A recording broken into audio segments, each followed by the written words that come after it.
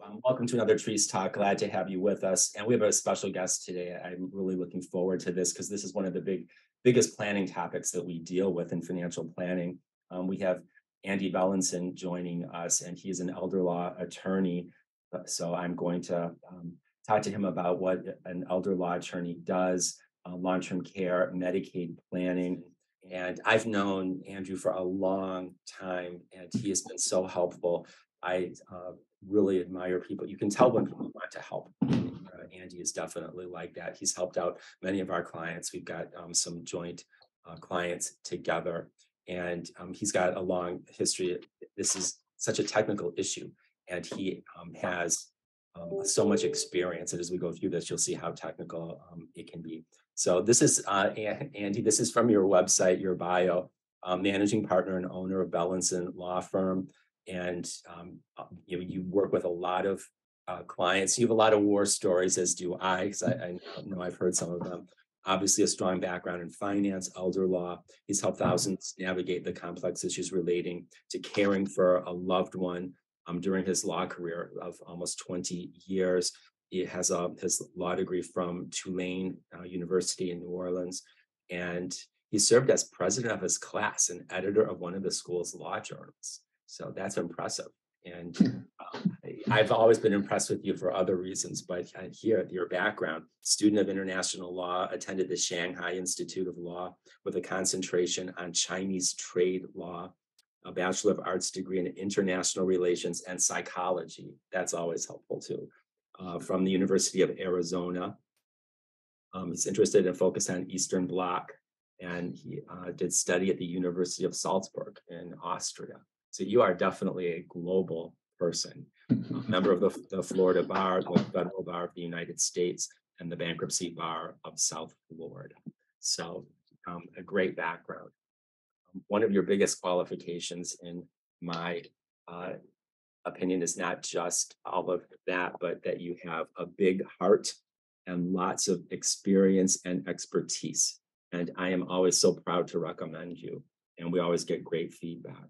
So to get into the topic, elder law, sometimes people will hear that and it's just, you think maybe estate planning, it's not really clear what elder law is. And what we're talking about here is dealing with issues of long-term care and qualifying for Medicaid.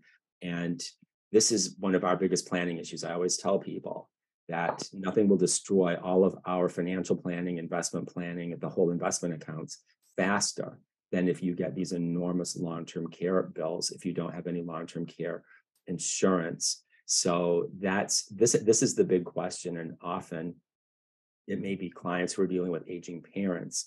So I'll get started this way, Andrew. It's like, so what?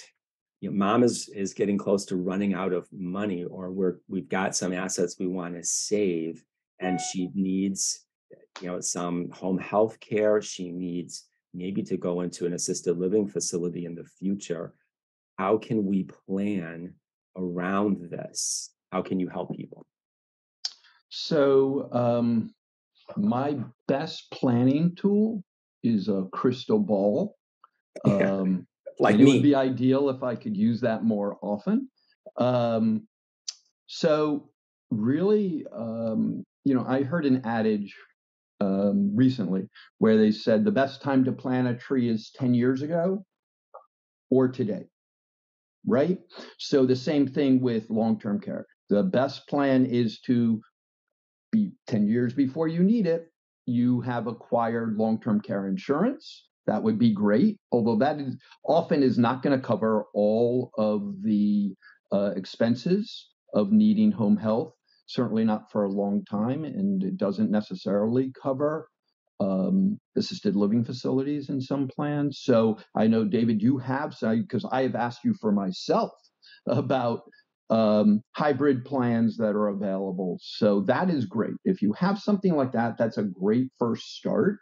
But providing that you don't, and my clients generally have not planned 10 and 20 years in the future for this. They may have nice pensions or 401ks, but they haven't planned for this inevitability, I guess. Okay. Situation. Um, so they come to me and they need often emergency uh, asset protection and acquisition of benefits. Um, so and I can step in and do that. We're allowed to do some of that in Florida. It has to all be done the right way, but I do that regularly. But really, where it starts is honestly, David, and not to toot your horn too much, it starts with a really good financial planner. And if you're already have health issues, it's a little bit trickier to acquire these. But if you don't, now is the time to speak to you to try to acquire a long-term care policy or some other mechanisms, because long-term care home health aides are now above $20 an hour. And I always tell people that 40 hours a week is really good home health, but there's 168 hours in a week. That's a lot of time to cover, and a really large expense. One of the things I'll say really fast on long-term care, of course, will help people look at what their options are. I do not like the traditional policies anymore. If you have one, we probably want you to keep it. But these rate increases have been blinding, and they're like double, and they go on and on and on. The state approves it, and it's a problem. And then they keep cutting benefits. So for people who will help you go through that, even if it's not a policy we had anything to do with. What we're doing, as you mentioned, the hybrid policies, just as a quick explanation, people can still get long-term care insurance, and I really want people to look at. You still have to qualify for it, but the hybrids are easier to get. By hybrid, we mean that you're using either like a life insurance policy or a plain fixed annuity, and you're getting the long-term care benefits off of that. And so you're repositioning an asset, and it handles all of the traditional problems that you get with the regular or traditional long-term care. There are no rate increases. You don't have these huge premiums. You're just repositioning an asset, typically speaking. If you never need the long-term care, the money goes to your named beneficiaries. It's totally taking over the market. And then you also, there's less of a concern that some of these companies won't even be around. And that's an issue for some that have really bet the farm on the long-term care. But assuming that somebody doesn't have that policy or they don't qualify, and they're thinking about Medicaid, let's say somebody does have like $200,000 in assets, and they're thinking, do I have to spend all of that down and become poor to get Medicaid? Right. That's I hear that all the time. Or somebody calls me and they say, I can't qualify for Medicaid because I have too much money. I have $200,000. Well, you can, and we go through a whole list of different options about how to do it, why to do it, and whether it, makes sense to do it. And I have plenty of clients I speak to that after a conversation, I'll tell them this is not your answer, right? But we evaluate every single client on their own facts in their own situation. And there are many ways actually in Florida to take and protect most of that $200,000 and still acquire Medicaid long-term care benefits. It's different than the Medicaid we've always thought about when you're 30 years old and you can't work for a little bit and you need health insurance and there's a program available, or Medicaid via the Obama plan type insurance policies. That is a different program. Things we can do for people age 65 or people who have been determined to be long-term disabled. There's things that we can do as elder law attorneys to qualify people and families for, well, really the individual and their spouses, qualify them for the long-term care benefit where they can get home health aides or have assistance paying for assisted living facilities or nursing homes. which is rehab to skilled nursing, where you're long-term in a skilled nursing facility. We have lots of mechanisms where we can protect that, even within a short period of time before having to apply for Medicaid. And when I say a short period of time, I'm talking about a day before you apply. So you haven't wasted the money. That's the idea. A lot of times families think they have to spend down the money, and a lot of times that turns into wasted money. And I usually go into tell the family, look, we can preserve the money, put it on the side basically, so that grandma's care can be better. And they still get Medicaid without having get Medicaid. All of these are a yes to Medicaid. There's a number of different mechanisms. There's real estate mechanisms that can be used. There's care contracts that can be used. There's annuities, which I don't generally use for people because it locks up the money, but there's annuities that can be used. There's acquisition of certain types of assets that can be used. There's loans that can be given. There's an array of different options, but all of it has to be focused on the client and their family to make sure my client is being taken care of in a certain way, that they're being taken care of where they're the focus of everything that I'm doing, not the adult children. They're my guide. My guideposts. But the focus is the elderly person who needs the long-term care and how to give them the best results and also preserve the money and meet their wishes. Their whole life, they may have hoped to pay for their grandchildren's education. Well, I want to be able to facilitate that as best we can, considering that now there's been a change and they need long-term care. So, I mean, this is really good news, I think, for most people who are dealing with this issue. And we're kind of focusing on maybe the adult children with aging parents or grandparent. And the idea is, like you say, it's emergency planning where they can see somebody already needs it's not like they're perfectly fine. I think people come to you when there's already a need for some assistance. So the idea is there is hope. And one of my golden rules is to always get the information, to know what you have or what's available and how it works for you. So it sounds like it's worth looking at, even if somebody has assets, to see if there's a way to preserve those assets. Exactly. And when I have a lot of different nursing facilities, assisted living facilities, caregiver companies, and other lawyers who say, oh, Andy, I think I might have a client that needs to speak to you. And I always say, just have them call my office. Just have them call me. I'm going to speak to them. I do not charge for a phone consultation. My phone consultations aren't 10 minutes and then I line you up and charge you. No, that's not what it is. It's a full conversation about what's going on with your loved one. And because usually my clients are in some sort of crisis. And we just we address it from as many different angles as we can, helping them find nursing, home health aides, or facilities, or what to expect next. We go down that path. We also are looking at the Medicaid benefits, Veterans Administration benefits, and we just talk about it.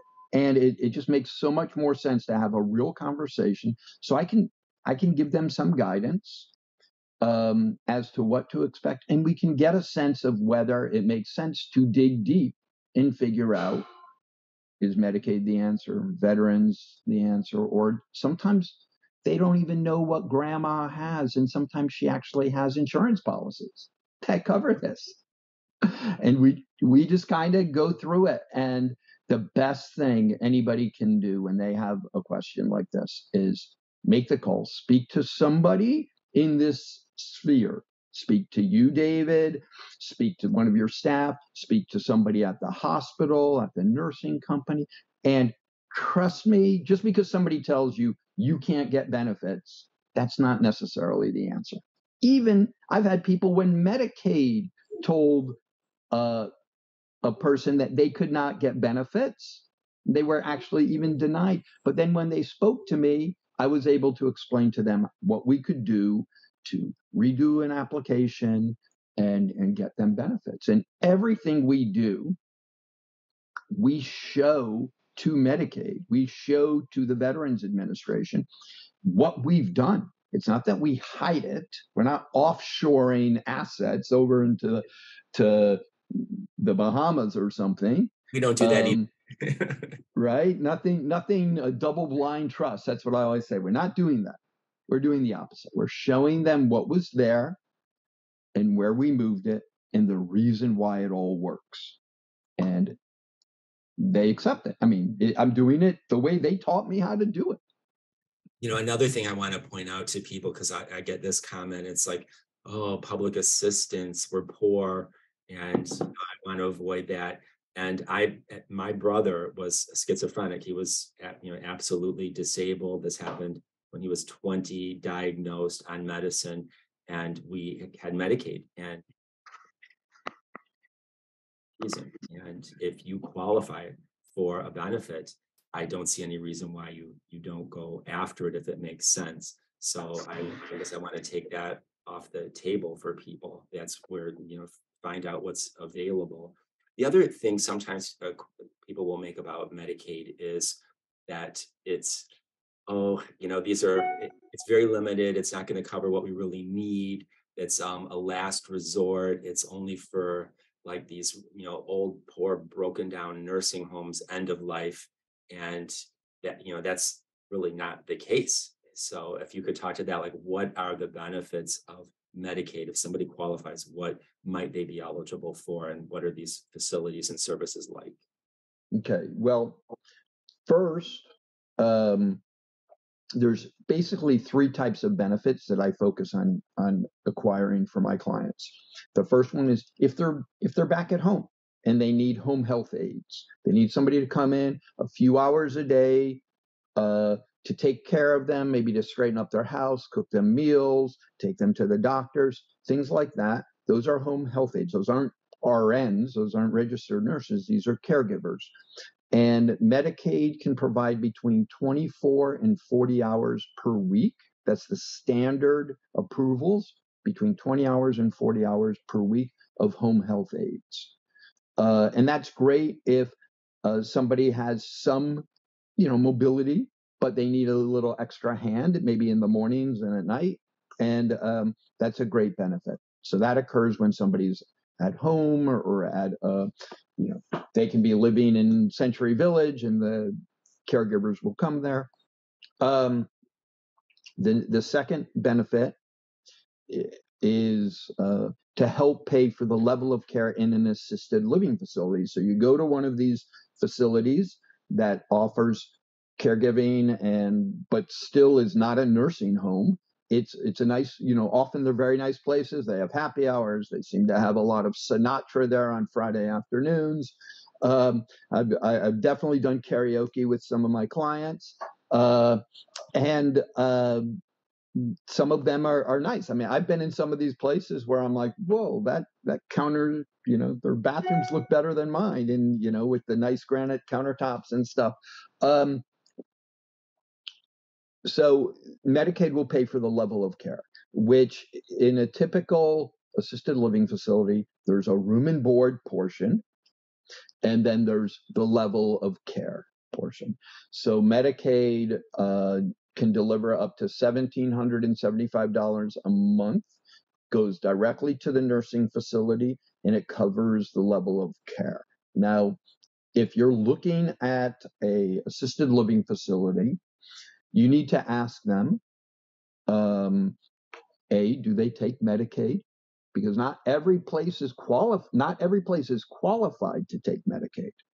So they have to be approved. They have to have their records in order. They need to do the right things so that Medicaid will approve them to accept this as a benefit. Not even in the facilities that take Medicaid and have forever, not everybody in there is on Medicaid. Plenty of people are private paying. So just my point, a lot of times people say exactly what you said, David. Oh, this is for poor people. Oh, I wouldn't ever let my mom in a place like that. Well, probably the most famous assisted living facility company in South Florida is called The Palace. They have one in Kendall and Homestead and the Gables, and then a new one in Weston. They take Medicaid at 2 of their locations, not at all 4 of them, but at 2 of them, they take Medicaid. And those places are really nice. I mean, all 4 of them are really nice. They look like you just stepped onto a cruise ship. There are huge chandeliers and good service, and the company knows what they're doing. And I'm not saying they're always the right fit for people, but I'm saying that's a very nice, glossy, high-end kind of place, yet they take Medicaid for level of care. So again, when you're looking at a place, Miami Jewish also, that's one in our neighborhood, David, that's down the street from where we both reside. They take Medicaid as well. And again, same thing. Half their people are or more are not on Medicaid, and half of them are. And the staff, the caregiving staff, they don't know who's on Medicaid and who's not on Medicaid. They just know there's a patient in the room and we have to attend to them.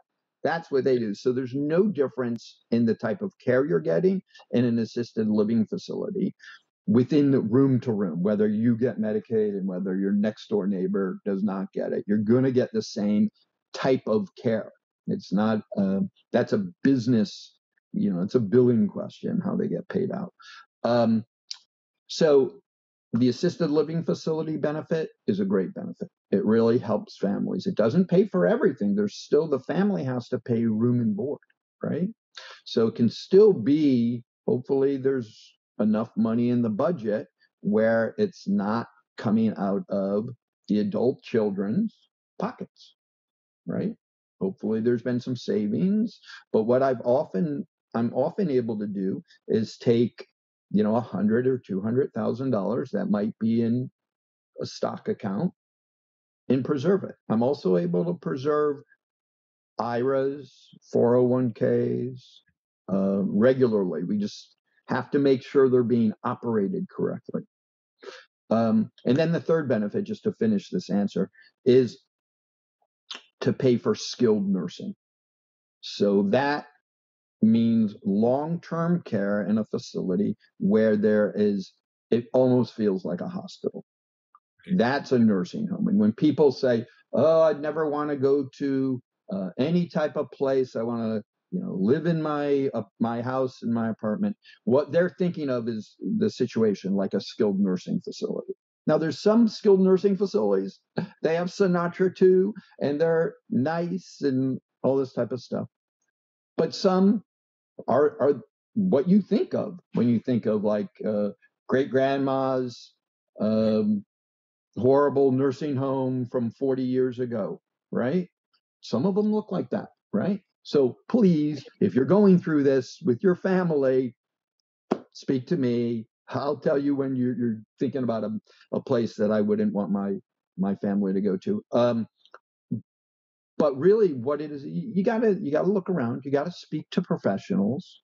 And honestly, there's some places that are really beautiful, skilled nursing that are really beautiful, that are not the right place for most people's families because they're not being managed correctly, or the focus of the staff is not where it should be. So do your research.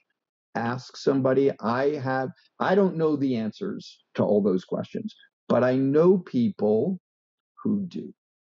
And I pass my clients, and I pass people who aren't going to be my clients to other professionals in this same sphere. Not saying to another lawyer necessarily. Sometimes that's the answer too. It's not always an elder law attorney. There's other types of attorneys who might be, there might be estate planning issues that I wouldn't focus on. Somebody else might need to focus on it. But really, it's more about, I send my clients to care managers, social workers. Sometimes I'll recommend doctors to to placement companies. Those are the people who really focus on all the different assisted living facilities so they can help figure out where somebody should go. So So many of them are small. They're not like brand names. They're not chains. They're not huge companies. And that's right. It's overwhelming to me when my clients say, "Hey, I live in Kendall. What good places are there?" Well, I know the big places because my clients have been to the big places, but sometimes they're not the right answer. Sometimes it is a really nice small 6 resident facility or maybe 12 or 24 where I don't know all those, but I know people who know them all. And right. I'm really good at telling you what I don't know. I will not pretend I know all the answers. So when a family starts asking me questions, I'm like, let me introduce you to somebody who's going to really be able to help you. And that's what we do. And we do it while we're working on getting somebody Medicaid. We're also trying to help them through this journey that they have never done. Everybody says to me, "Oh, it's my first time. I'm so sorry." I'm like, no reason to apologize. I went through it with my family. David, you mentioned your brother. I went through it with my dad, right? And this was before I was doing this area of law, but where I was completely overwhelmed and I did have some guidance. So I recognize that everybody who I work with in different capacities, they start with the right heart. They're there because they they've gone through it too. Everybody's gone through this who's in this field, um, and either with a grandmother or an aunt, um, and so we're really trying to put people who are going to help the adult children get through this. So back to, I'm sorry, I'm babbling. These are good points. It's because it gets to be so overwhelming, and that's where we have so many people we refer to, so many services. So that's what I want people to know is get help. Maybe. So we have your contact information there. It's also on our website. You've been on our website there as one of our trusted referral partners for a long time. So and if, we've got other allied professionals who can help it with care situations. So, but I'm going over a little bit, which I usually do. But Andy, thank you so much for participating in our Treece talk. You're a valuable resource, and I know this firsthand from having worked with you for so long. And did you have anything else? Any other like comments that you want to make before we wrap it up? uh, if you're to the listeners, if you're going through any of this, call some professionals. Uh, Most of the people in the elder world, they're nice people. That's why they do it. I could certainly be doing other areas of law, and but this is what I've chosen. And I think there's a lot of people that I work with who have the same starting place. So ask some help. You're welcome to call me, call another elder law attorney, call financial advisors, but call people. Don't try to do it yourself. There's a lot of nuances to all of this. Everything I've described, there's exceptions to everything I described, and there's greater options than what I described. So it's all case by case. It's never, "Oh, you've called me, the fee will be this much, and this is the answer in a 2-minute conversation." It's always a long conversation because it's people's lives, people's facts. So make the call. That's a great example because I've had people come to me and I'm like, well, the first step actually in this situation is to talk to you. And then I said, we have to make sure everything's in order first in this situation. Then we'll look at, investments, but we want to make sure we don't, lose the opportunity for Medicaid. So that's where you just got to get the information, and nobody should be expected to know this on their own. It's like, No. there's just no substitute for professional expertise and experience. So again, thanks again, Andy, for joining us. I think the need is enormous, and your value is tremendous to people. So we look forward to continuing to work together and helping people solve these very tricky problems.